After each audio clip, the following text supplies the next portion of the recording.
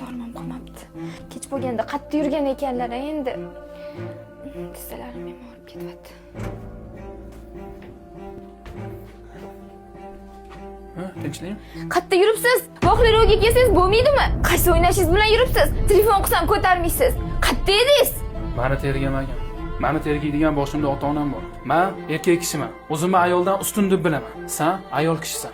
Erkak kishidan ko'ra makrliroqsan. Chiroyli hiyla qilgan. So'rash bilan so'rashni farqi bor, buni o'rgangan. Qatta edingiz, kim bilan, qaysi o'ynashingiz bilan nima qilib yuribsiz deyishni o'rniga, adasi, bilaman ishingiz juda ham ko'p.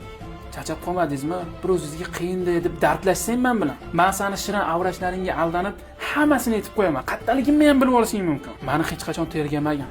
Ering haqida bilmoqchi bo'lgan narsalaringda makrni, hiylani eng yaxshisini qilgan. Qatta edingiz, kim bilan u bu degan gaplarni qilib, yo hurmatingni yo'qotasan, yoki o'rniga.